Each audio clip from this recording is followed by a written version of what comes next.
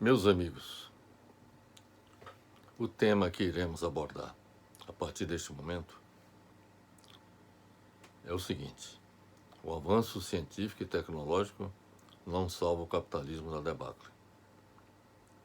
Estamos tratando deste assunto simplesmente porque, quando da apresentação de nosso livro Como Inventar o Futuro para Mudar o Mundo, vários interlocutores que me contactaram questionaram uma afirmação que fizemos neste livro de que o sistema capitalista mundial chegaria ao fim em meados do século XXI. E a observação que esses interlocutores me fizeram é que não concordariam com o meu ponto de vista, simplesmente porque o avanço científico e tecnológico possibilitaria evitar a debacle do sistema. E é o que nós estamos pretendendo fazer a partir desse momento, é demonstrar que eu estou certo e que meus interlocutores estão errados. Portanto, o que nós pretendemos fazer a partir desse momento é demonstrar que o avanço científico e tecnológico não evitará o fim do sistema capitalista, porque não contribui para revitalizá-lo, nem muito menos atenuar a queda da taxa de lucro do sistema capitalista mundial, que alcançará o valor zero em meados do século XXI. E terá taxas negativas após este período, conforme nós demonstramos no livro de nossa autoria, Como Inventar o Futuro para Mudar o Mundo, publicado em 2019, pela editora CRV. Por sinal, este livro nós já tivemos a oportunidade de produzir 4 vídeos em que abordamos 4 dos capítulos desse livro. Um deles trata exatamente do fim do capitalismo como sistema mundial. Bem, o que eu pretendo a partir desse momento fazer é primeiro demonstrar de forma insofismável que as taxas de lucro do sistema são decrescentes e que tendem a zero em meados do século XXI. Bem, primeiro ponto é esse. Segundo ponto, vamos falar sobre a origem do lucro do capitalismo, como a taxa de lucro tende a cair, as razões pelas quais a taxa de lucro tende a cair.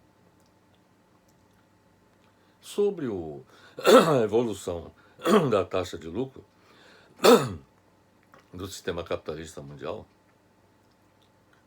e a tendência dele de evoluir para uma taxa zero em meados do século XXI, eu me reporto a esta figura que aqui está. Esta figura apresenta a evolução da taxa de lucro do sistema capitalista mundial. Essas linhas em vermelho representam a evolução da taxa de lucro do sistema capitalista mundial de 1869 a 2007. Então dá para perceber que existe uma tendência de queda. Houve um momento de subida, como aqui,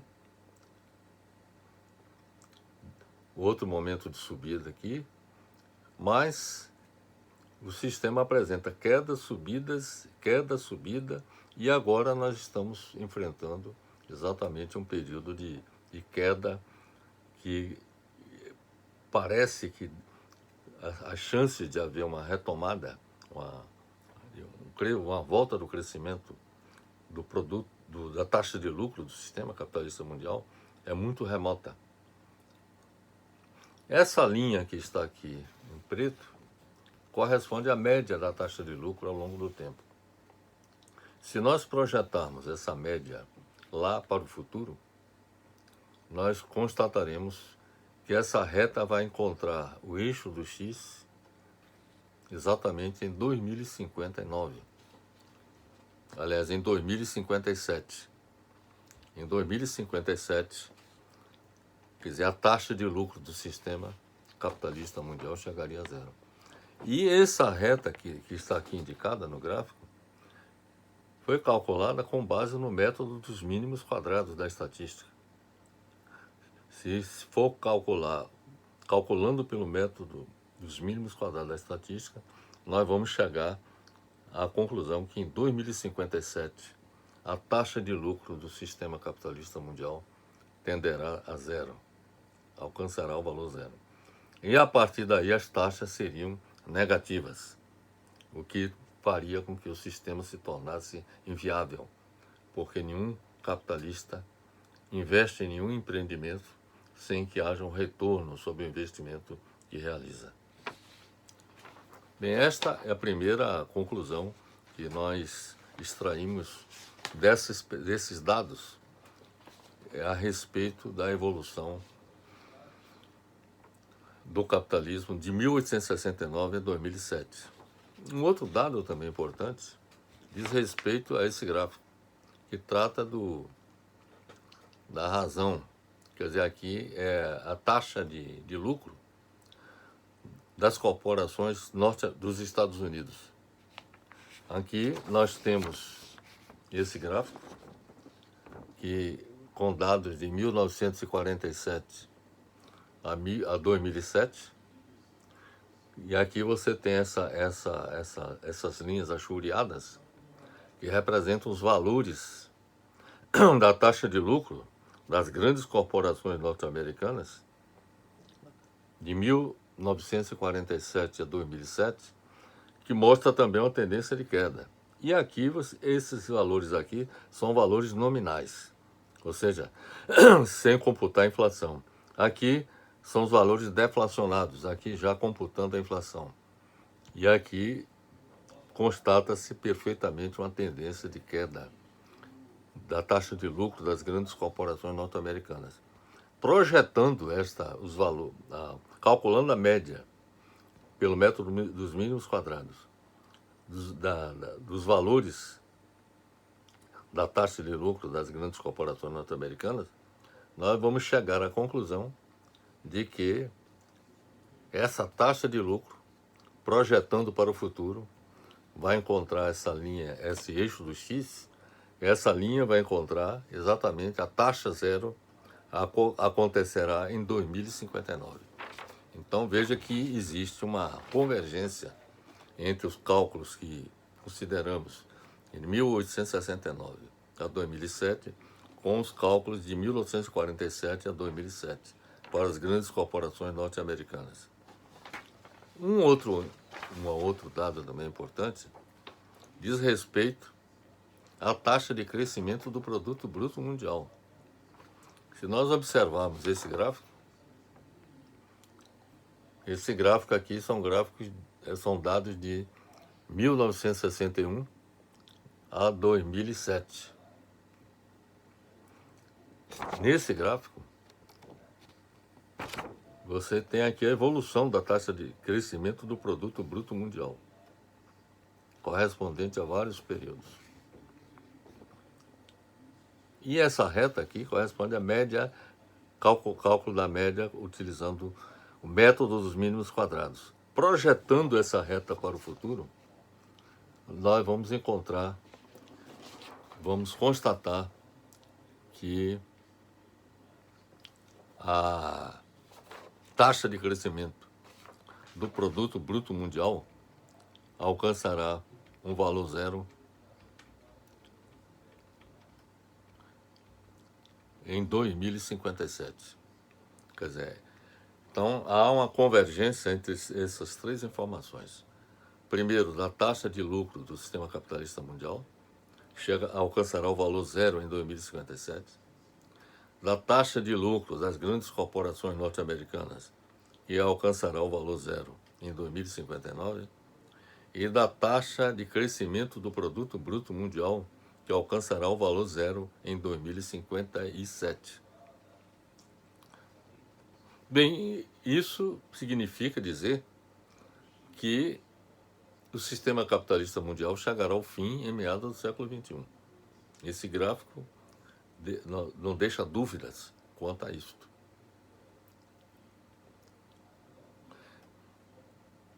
E quando alcançar meados do século XXI, o sistema ficaria inviabilizado pelo fato de ter taxas de lucro negativas, zero a partir de 2057 ou 2059, e também taxa de crescimento do produto bruto mundial zero, exatamente em 2057. Então, assim, as conclusões, esses resultados que nós estamos apresentando, confirmam exatamente as bases da teoria de Karl Marx sobre a evolução do capitalismo. Karl Marx, por sinal, foi um grande filósofo e economista alemão que viveu o século XVIII. E exatamente ele elaborou um livro, O Capital, que é uma das obras mais importantes, né, produzidas pela humanidade, em que ele desvenda exatamente, inclusive, a origem do lucro do capital, que nós vamos apresentar, mostrando exatamente como Karl Marx chegou aos resultados que ele chegou. Então, como eu disse, o Karl Marx, o que nós colocamos, confirma as bases da teoria de Marx sobre a evolução do capitalismo. Que, quando ele afirmou que haveria uma tendência decrescente das taxas de lucro no sistema capitalista mundial, que mostra o caráter histórico, e observe bem, transitório do modo de produção capitalista e o conflito que se estabelece com as possibilidades de o capitalismo continuar o seu desenvolvimento. Então, Marx colocava como insuperável essas contradições do sistema e que nós vamos mostrar exatamente em detalhes mais adiante.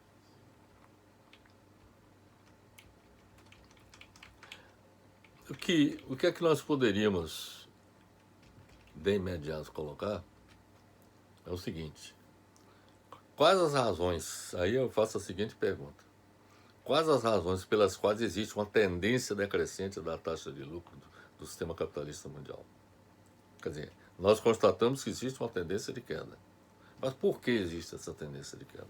E é isso que nós vamos explicar.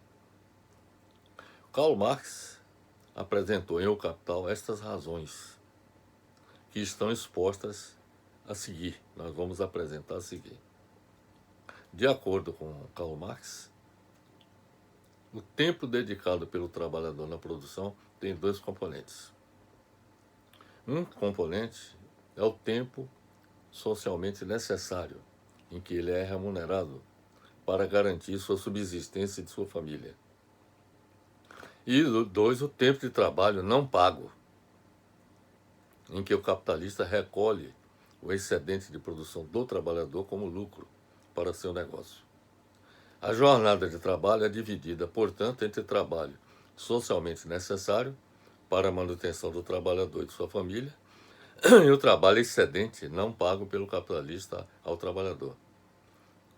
Bem, antes de entrar na justificativa do ponto de vista do Karl Marx sobre a origem do lucro, eu vou lhes apresentar uma explicação levando em conta um outro procedimento. Um outro procedimento que é exatamente o seguinte: quando nós tratamos da estrutura de custo, eu começo por aí. Quando tratamos da estrutura de custo de uma empresa, nós, ao calcularmos o custo total, seja numa base mensal, ou seja, numa base anual, Esse custo, ele representa a soma do custo com pessoal e encargos sociais, mais o custo com matérias-primas, no caso de uma indústria, né? Matérias-primas utilizadas na produção de um determinado produto, mais o custo dos insumos, que são os gastos com energia, transportes, comunicações, etc. É importante observar a diferença entre matéria-prima e insumo. Matéria-prima, ela se incorpora ao produto que está sendo fabricado numa indústria, por exemplo.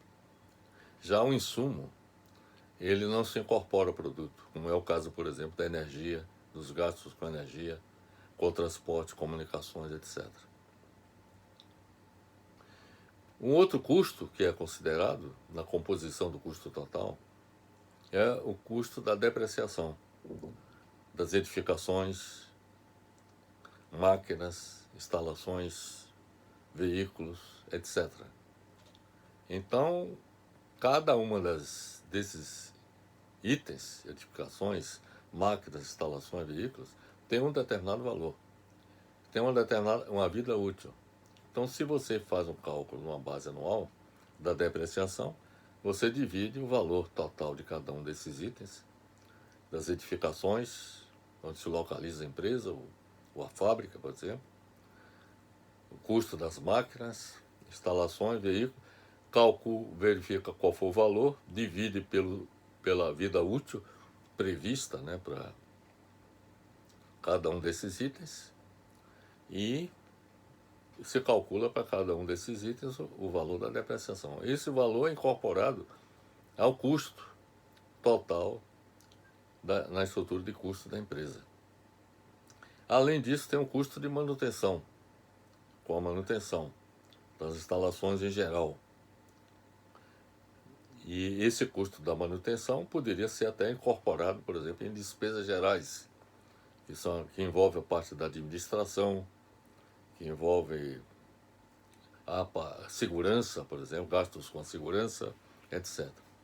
Então, nós temos um custo total, eu repito, em que temos o custo com pessoal, encargos, custo com matérias-primas, custo com insumos, mais depreciação, mais o custo com a manutenção, mais as despesas gerais.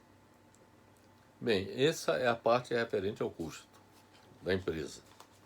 Quando nós vamos para o lado da receita, nós observamos que se a empresa fabrica, se é o caso de uma fábrica, fabrica N produtos, vários produtos, então o preço associado a cada produto multiplicado pela quantidade vendida representaria a receita gerada pela produção de cada um dos produtos. A soma de todos esses itens, quer dizer, do produto, do preço do produto pela quantidade produzida, produziria exatamente a receita. Então, essa receita total, que está aqui explicitada, aqui nisso que nós estamos lhe apresentando, observe que a receita total é P1Q1 mais P2Q2 mais PNQN, sendo P1, P2, PN o preço de cada produto. E, evidentemente, que os Q1, Q2, Q3 e QN corresponde à quantidade associada à venda dos produtos. Então, a depender da quantidade vendida, e levando em conta os preços, no final do exercício, seja ele mensal ou anual, a empresa tem uma receita total. E aí acontece que se subtrai a receita total do lucro,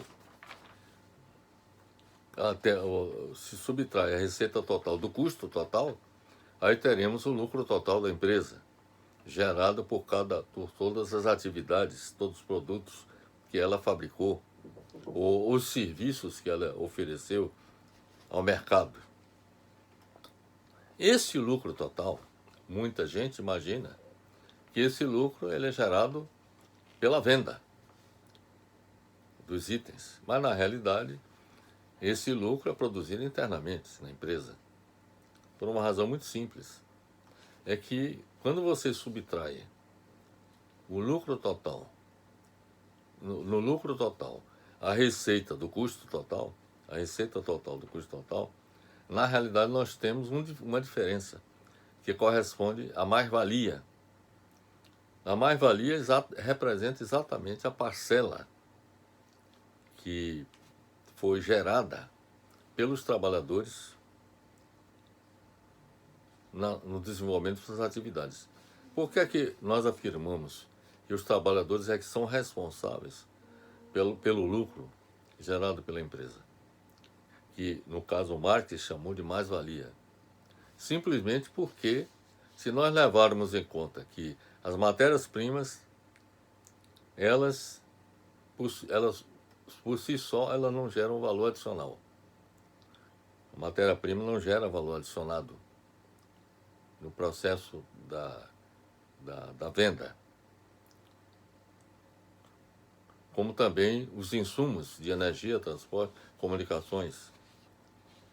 E no caso das edificações, máquinas, instalações, veículos, etc., o que elas geram é exatamente a depreciação. Da mesma forma que a manutenção não gera valor adicionado e as despesas gerais não geram valor adicionado. Então, se as despesas gerais, se o custo se a manutenção, se as edificações, máquinas, instalações e veículos, se a energia, o transporte e comunicações utilizados, e se a matéria-prima não utilizada na produção não gera valor adicionado, a única fonte geradora do lucro só poderia ser o pessoal. E aqui, exatamente, significa dizer que na geração do lucro, a empresa deixa de digamos assim, processar. Existe eu diria o seguinte, um não pagamento aos trabalhadores pelo trabalho que ele realizou. Esta é a conclusão que se extrai a partir de uma análise racional de todo esse processo. Então, repetindo, se despesas gerais, manutenção, edificações, máquinas, instalações, veículos, energia, transportes, comunicações utilizados, e como insumos, matérias-primas, não gera valor adicionado, então a única fonte geradora do lucro seria o pessoal. Exatamente é por isso que o Marx considera de taxa de exploração da força de trabalho exatamente o lucro gerado pelas empresas no desenvolvimento de suas atividades. Mas muitas pessoas afirmam o seguinte, que a empresa ela tem que ser remunerada, os proprietários, os acionistas têm que ser remunerados pelo investimento que realizaram. E eles têm que digamos assim, obter um retorno desse investimento que realiza. E por causa disso, seria justo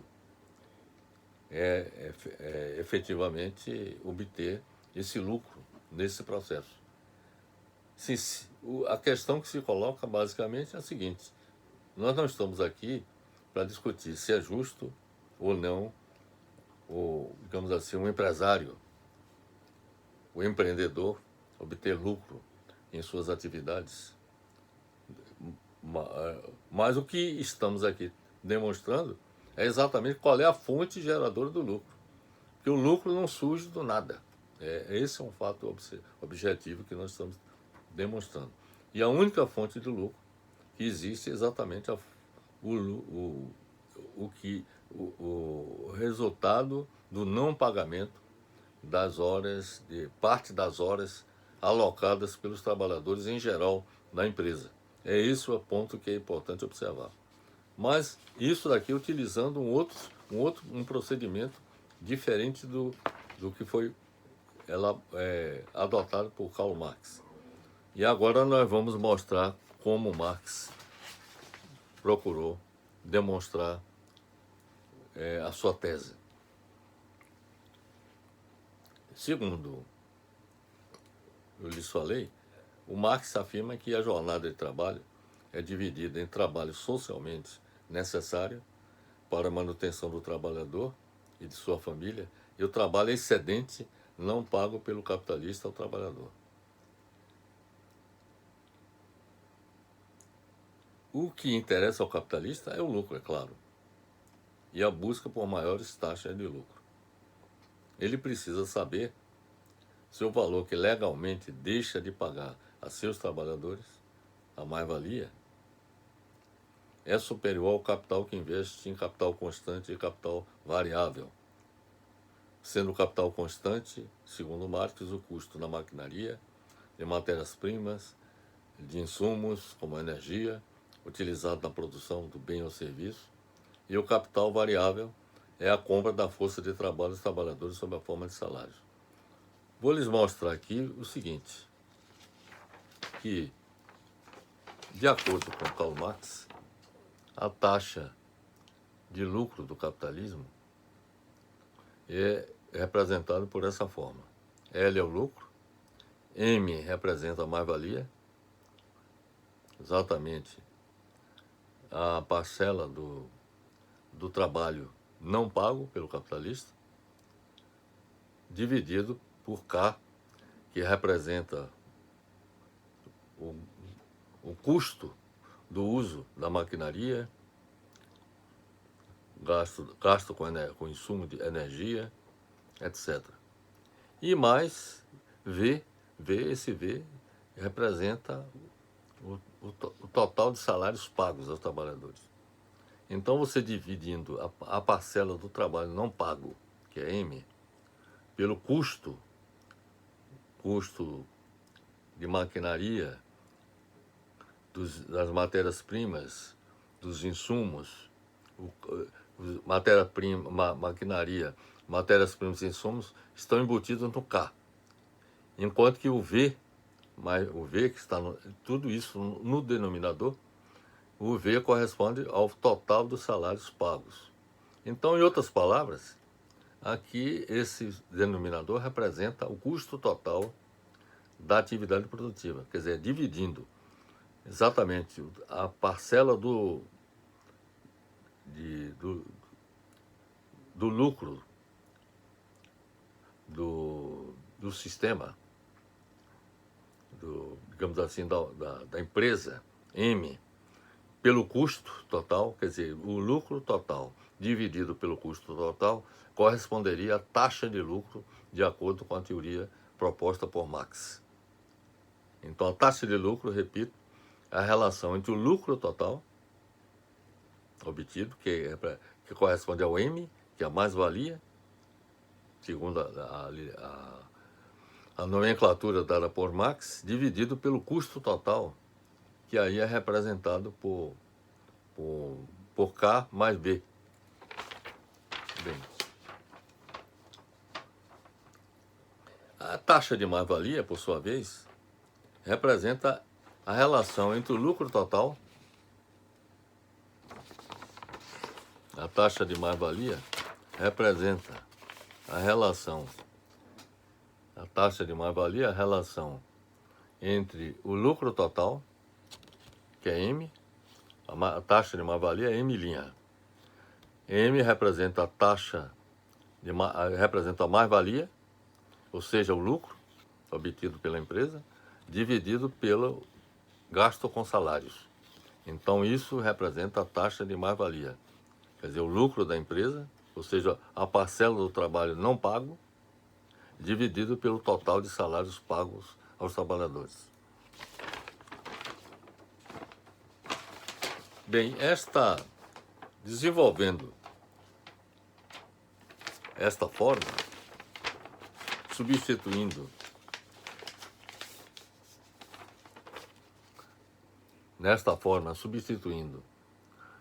o M por M' por M dividido por V, Então aqui entra na forma aqui dessa maneira. MV dividido por K mais V. Aqui representa a taxa de lucro do capitalista, de cada empreendedor individual. Quer dizer, então, a taxa de lucro da empresa seria, digamos assim, um produto da taxa de mais-valia, que é essa relação entre MV, dividido pelo custo total da empresa. Depreende-se de tudo isso o seguinte, que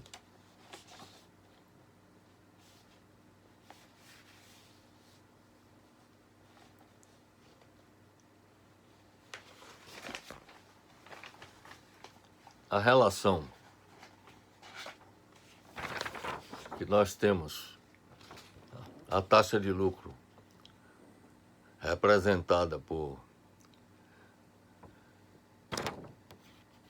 M', que é a taxa de mais-valia, que corresponde a M sobre V. E aqui nós temos o custo total. Então, no final, o que eu quero dizer é o seguinte, aqui, utilizando essas fórmulas e fazendo as simplificações necessárias, nós vamos chegar à conclusão de que o lucro do sistema, a taxa de lucro do sistema empresarial que estamos a abordar seria a relação entre a taxa de mais-valia, que é M', dividido pela composição orgânica do capital, que é a relação entre K sobre IV, ou seja, a relação entre o gasto, são os custos com maquinaria, com insumos, com matéria-prima, etc., dividido pelo gasto com salários, mais 1. Então, disso daí, a conclusão que se extrai desses cálculos que nós fizemos demonstra que o avanço científico e tecnológico não terá condições de salvar do seu fim previsto para ocorrer em meados do século XXI. Exatamente porque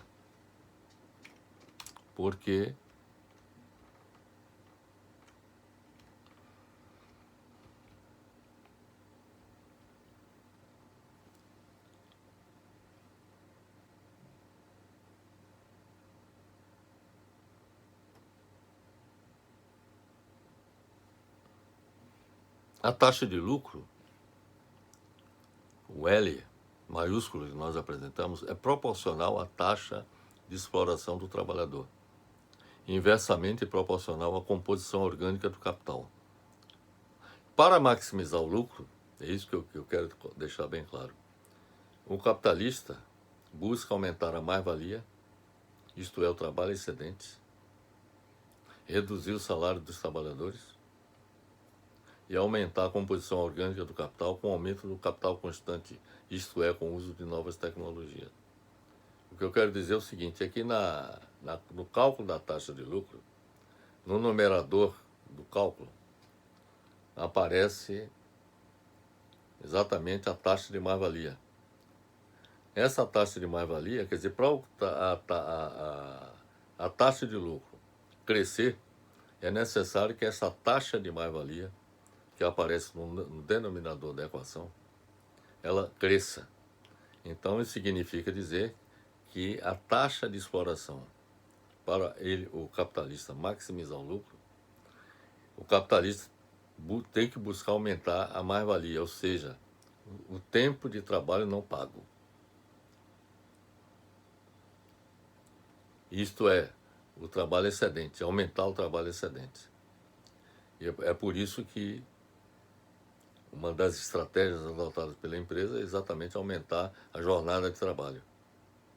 Exatamente porque aumentando a jornada de trabalho, aumenta o lucro da empresa.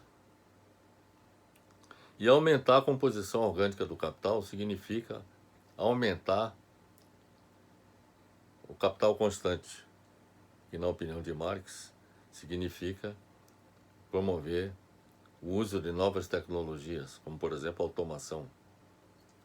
Mas o incessante e impetuoso desenvolvimento técnico, impulsionado pela concorrência entre capitalistas, obriga-os a investir em maquinaria, que é o capital constante, que lhes permite produzir o mesmo com menos tempo de trabalho vivo, que é o capital variável. É o V, conforme na equação nós apresentamos. Portanto, na sua busca pela reprodução do capital, os capitalistas tendem a investir mais em capital constante e menos em capital variável, ou seja, investir mais em máquinas modernas. Atualmente, inclusive, utiliza-se muito máquinas inteligentes, robôs, por exemplo, e diminuir a quantidade de trabalhadores no processo produtivo, aumentando tendencialmente a composição orgânica do capital. A composição orgânica do capital é a relação entre o K, que é o uso mais intensivo de tecnologias, dividido pelo total de salários gastos com os trabalhadores. Na medida que você investe em mais maquinaria moderna e diminui a quantidade de trabalhadores, então a relação entre K e V aumenta. Mas só que ao contribuir para aumentar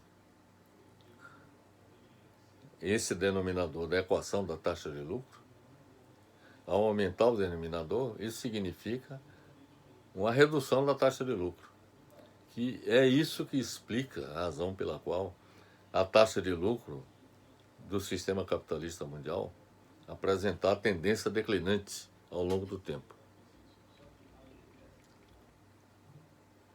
Um problema associado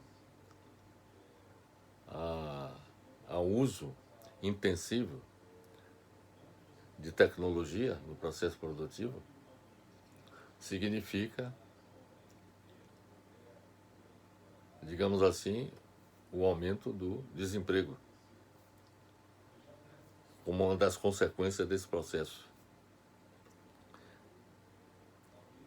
O Karl Marx afirma em Um Capital, que é exatamente o livro no qual está demonstrado exatamente que a taxa de lucro tende a decrescer ao longo do tempo. Marx afirmava que a taxa de lucro tenderia a cair no longo prazo, década após década. Não só haveria altos e baixos em cada ciclo de boom, ou seja, de prosperidade e de crise, mas também haverá uma tendência à queda no longo prazo, tornando cada boom ou prosperidade mais curto e cada queda mais profunda. Neste processo, a reestruturação realizada pós-crise pode restabelecer a taxa de lucro, como nós já mostramos no gráfico, que houve períodos em que havia recuperação da taxa de lucro, mas depois havia uma queda mais profunda. E é por isso que existe essa tendência de queda da taxa de lucro do sistema. Neste processo, a reestruturação realizada pós-crise pode restabelecer a taxa de lucro, como nós já afirmamos, para seu nível prévio até que o aumento do investimento o faça diminuir novamente de forma contínua. De acordo com esse ponto de vista, há um movimento cíclico da taxa de lucro atravessado por agudas crises de reestruturação. Para contrabalançar a tendência da queda da taxa de lucro no capitalismo, exatamente explicada por Marx com o uso das fórmulas. Sobre a questão do uso da fórmula, eu recomendo a quem desejar obter mais detalhes sobre isso, consultar o artigo que nós publicamos exatamente sobre o mesmo título: O avanço científico e tecnológico não salva o capitalismo da debacle. Nós publicamos no LinkedIn, nós publicamos no website academia.edu, no website SlideShare e também no WordPress. Então, quem desejar ver os detalhes do cálculo, que provavelmente ficou meio confuso na minha apresentação, porque se tornou, claro que diante da complexidade do problema, é mais fácil a leitura do texto do que simplesmente acompanhar na minha apresentação. Mas o fato objetivo é que esse cálculo comprova exatamente que, como existe uma relação, na taxa de lucro existe uma relação entre a taxa de mais-valia, exatamente a relação entre a taxa de lucro e os salários pagos aos trabalhadores, e a composição orgânica do capital, que é a relação entre o investimento em maquinária e os salários dos trabalhadores. Então, essas duas variáveis, a de cima, a relação entre a mais-valia e os salários, e o denominador com a relação entre o investimento no maquinário e os salários dos trabalhadores, na medida, no caso, os capitalistas tendem a fazer com que haja um aumento da relação entre a mais-valia, ou seja, o lucro da empresa, e os salários pagos. Quer dizer, quanto maior for o lucro em relação aos salários, melhor para o capitalista. Mas para isso ele tem que adotar as medidas que depois eu vou evidenciar. E no denominador, o capitalista, ele, exatamente pelo fato de tentar reduzir os custos em geral, mas também o custo com os trabalhadores, reduzir, por exemplo, o montante de salários pagos, ele investe em tecnologia. Na medida em que a relação entre o investimento em tecnologia e o gasto com salários é, digamos assim, crescente, esse denominador aumenta. Então, aumentando o denominador é prejudicial para a taxa de lucro. Quer dizer, no caso do numerador, quanto mais se aumenta a jornada de trabalho, por exemplo, no sentido de oferir maiores lucros, a relação entre exatamente o lucro entre os salários, quanto maior, a taxa de lucro alcançaria valores cada vez maiores. Mas está cada vez mais difícil isso acontecer. Mas eu vou lhes explicar exatamente como isso é processado dentro do sistema capitalista. É processado esse esforço no sentido de evitar ou contrabalançar a tendência da queda da taxa de lucro no capitalismo. A primeira tendência neutralizadora da queda da taxa de lucro, explicada por Marx, é uma mais intensa exploração do trabalho, com o aumento da mais-valia relativa, ou seja, taxa de mais-valia, que é a relação entre M e V, ou seja, entre a taxa de lucro, entre o lucro, digo melhor, da empresa e o gasto com salários. Então, isso se expressa exatamente dessa forma. Quer dizer, quanto maior a relação entre o lucro e o gasto com salários, mais intensa a exploração do trabalho, porque isso significa o quê? Isso tem acontecido em escala massiva desde a década de 90, com a escalada do neoliberalismo no mundo. Na Grã-Bretanha, por exemplo, a indústria de transformação alcança o mesmo nível de produção com 1 milhão de trabalhadores a menos. Quer dizer, há uma redução do número de trabalhadores e também um aumento da jornada de trabalho. Outra ação, como eu já lhes disse, é a jornada de trabalho que tem sido prolongada. A jornada semanal foi aumentada em todos os lugares do mundo nos últimos anos. Além disso, a classe trabalhadora está sendo pressionada pela introdução do trabalho em tempo parcial, que é uma forma de reduzir os gastos com o pessoal. A queda dos salários abaixo do seu valor também é outro fator. Então você reduz os salários. que serve também para contrabalançar uma tendência de queda na taxa de lucro, além da exploração do trabalho feminino e de crianças. O excesso relativo da população economicamente ativa é outro fator neutralizador. Quanto mais gente procura o trabalho, isso contribui para que haja uma depreciação do valor do trabalho que as empresas pagam. Pode-se constatar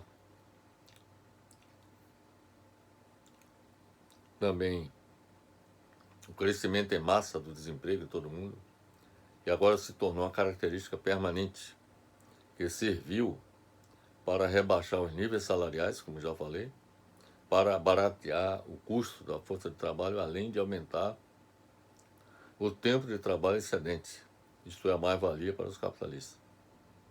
A redução dos custos salariais é a principal característica dos últimos anos, enquanto os capitalistas buscavam elevar seus lucros.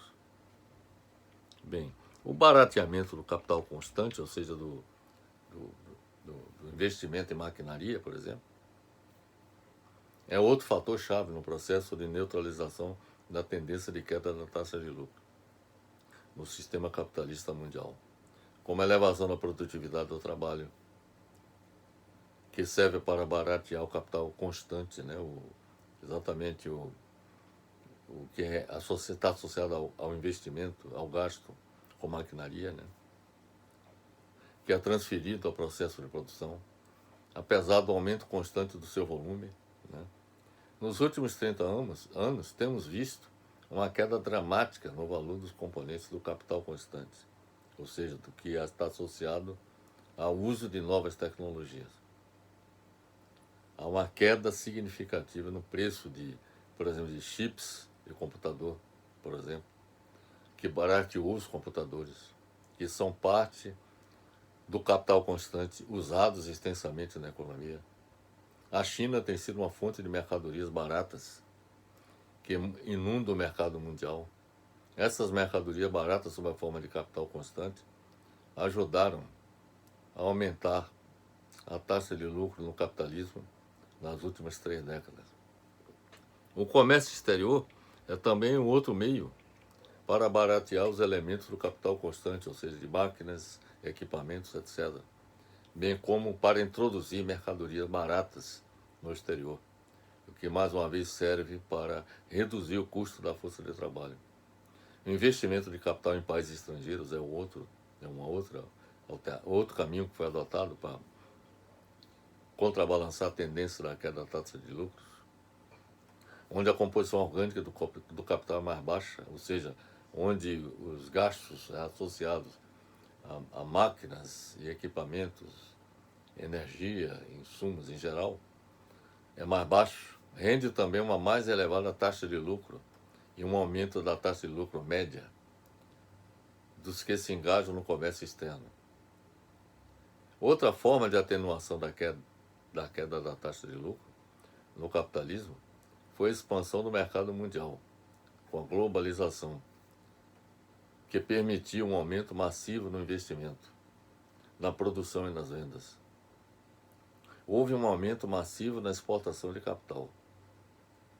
O colapso da União Soviética e a restauração do capitalismo na Rússia, na Europa do Leste e na China proporcionaram ao capitalismo novos mercados e áreas de exploração. Isto permitiu que cerca de 2 bilhões de pessoas entrassem no mercado mundial capitalista. A liberalização do mercado dos países capitalistas, periféricos e semiperiféricos, como é o caso do Brasil, incluindo a privatização dos serviços públicos, também abriu possibilidades para novos investimentos e todos eles permitiram aumentar a taxa de lucro durante esse período. Veja bem, estou falando de ações que contribuíram durante todo esse período que nós estamos falando, sobretudo de 1990 para cá, contribuíram para aumentar a taxa de lucro. São ações que contribuíram nessa direção. Bem, apesar de todas essas tentativas, esse é um fato importante. adotadas para elevar a taxa de lucro no capitalismo, o que se observa é a tendência de sua queda. Veja que aquele gráfico já incorpora, por exemplo, o período que vai de 1990 em diante, quando a abertura dos mercados e quando ocorreu o fim da União Soviética e quando houve a incorporação de 2 bilhões de pessoas no mercado mundial capitalista. Quer dizer, mesmo assim, a queda continuou, foi continuada. Então, apesar de todas essas tentativas adotadas para elevar a taxa de lucro no capitalismo, o que se observa é a tendência de sua queda, que pode ser constatada com a análise das figuras que nós mostramos, aquelas figuras que mostram a tendência declinante da taxa de lucro, seja de 1869 a 2007, a taxa de lucro mundial, como também a taxa de lucro das corporações norte-americanas de 1947 até 2007. Existe a crença de que o avanço científico e tecnológico seria capaz de reestruturar o capitalismo. E o que eu estou tentando demonstrar é que isso não é verdade.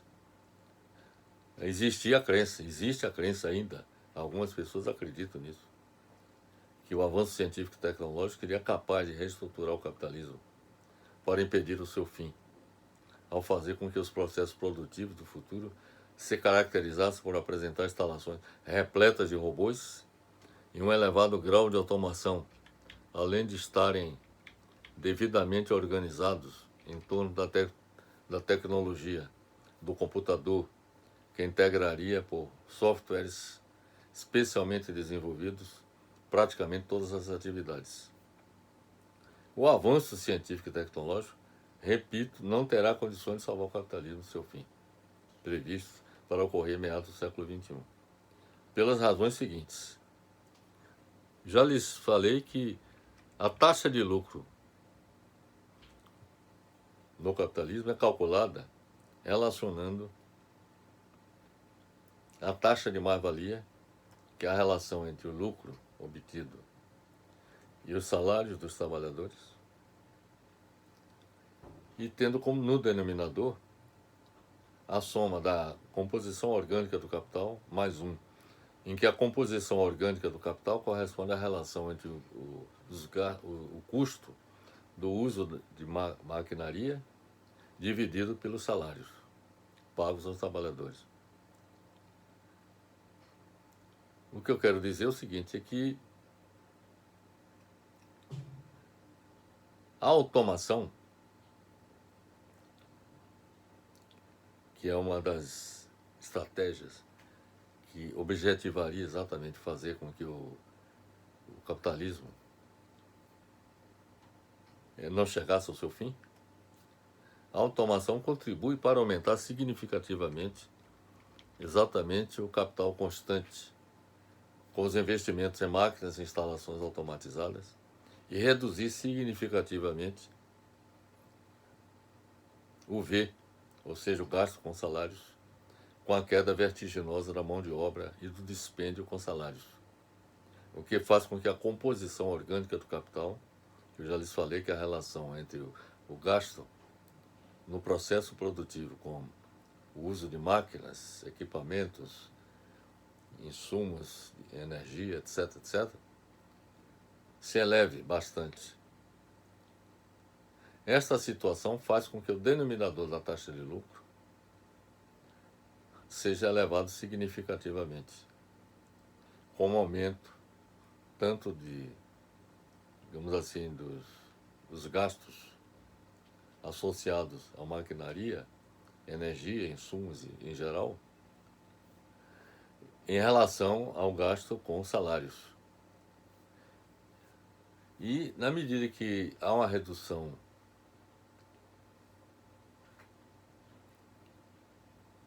no numerador dos gastos com salários, o numerador aumenta. Quer dizer, então, aumentando o numerador e o denominador, mesmo que aumente o denominador, mas só que o aumento no denominador não acompanha nas mesmas proporções o aumento do numerador. Isso é o que explica, essa é a razão pela qual a taxa de lucro apresenta declínio. Para compensar o aumento no denominador da taxa de lucro, o aumento do denominador, seu numerador teria que crescer enormemente, o que obrigaria a empresa a aumentar significativamente a mais-valia, ou seja, o trabalho excedente não pago dos trabalhadores remanescentes. A taxa de exploração dos trabalhadores remanescentes teria que aumentar para a empresa manter ou elevar sua taxa de lucro. Em outras palavras, para o sistema se manter vivo e com o uso de cada vez maior de máquinas e equipamentos avançados, a empresa teria que explorar cada vez mais os trabalhadores remanescentes, ou seja, aqueles que ainda estariam trabalhando. E isso, claro que tem um limite, inclusive, para que isso possa acontecer, né? Na prática, seria impossível que, por exemplo, haver uma fábrica totalmente automatizada, isto é, sem trabalhadores, porque a empresa precisaria de gente para supervisionar a operação e efetuar a manutenção de máquinas e equipamentos automatizados. A taxa de exploração dos trabalhadores teria que ser elevada ao máximo para assegurar taxas de lucro elevadas para a empresa. Seria uma situação insustentável, né?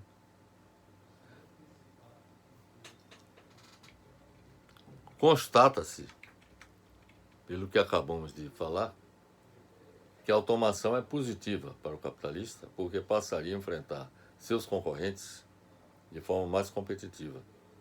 Aliás, o que mobiliza o empresário digamos, se modernizar, a usar automação em larga escala, é exatamente a possibilidade que ele teria de vencer a competição com os seus concorrentes, a partir do momento em que utilize tecnologias mais avançadas.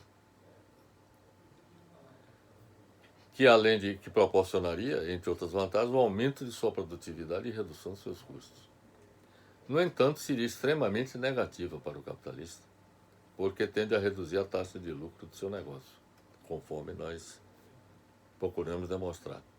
Além disso, a automação, que não acontece apenas na indústria, mas se espraia pelo comércio e pelos serviços, tende a reduzir a renda à disposição da massa de trabalhadores excluídos da produção, contribuindo, desta forma, para o subconsumo da massa. Haveria, em consequência, queda na demanda de produtos e serviços devido ao aumento do desemprego e à queda na renda dos trabalhadores, em prejuízo também do sistema capitalista como um todo. A sociedade seria também altamente prejudicada, porque a automação contribuiria para o aumento do exército de desempregados com o agravamento das tensões sociais.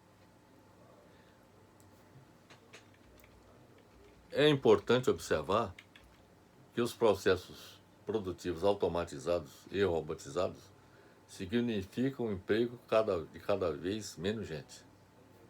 Em 3 décadas, só para vocês terem uma ideia, foram eliminados 6 milhões de postos de trabalho industriais nos Estados Unidos, só no setor industrial, fazendo com que o emprego nas fábricas atingisse o patamar da década de 40. Muitos empregos que envolvem funções de trabalhadores qualificados e não qualificados vão desaparecer rapidamente nos próximos anos. Nos países ricos, estima-se que 25% de todas as funções da indústria deverão ser substituídas por tecnologias de automação até 2025. No mundo, a estimativa é que 60 milhões de postos de trabalho em fábricas sejam eliminados. Em síntese, o incessante e impetuoso desenvolvimento técnico, impulsionado pela concorrência de capitalistas, resulta no uso de maquinaria automatizada que lhes permite produzir a mesma quantidade com menos tempo de trabalho vivo, ou seja, com o uso de trabalhadores. Portanto, na sua busca pela reprodução do capital, os capitalistas tendem a investir mais em capital constante, ou seja, mais em maquinaria, mais na modernização dos seus processos produtivos e menos em capital variável, ou seja, em aumentar a força de trabalho, aumentando tendencialmente com isso o que nós chamamos a composição orgânica do capital, que é a relação entre o investimento que se faz exatamente em novas tecnologias mais sofisticadas e relacionado com o gasto com salários. Então, na medida que aumenta o gasto com novas tecnologias e diminui os salários. Então, no denominador da taxa de lucro, há um aumento do denominador por conta disso. E também há o que ocorre no numerador, é que para que o numerador compense exatamente a perda, a queda proporcionada pelo denominador, pelo aumento do denominador, terá que aumentar o numerador. E para aumentar o numerador, aí tem que aumentar a taxa de exploração da força de trabalho, do que remanescer na atividade produtiva.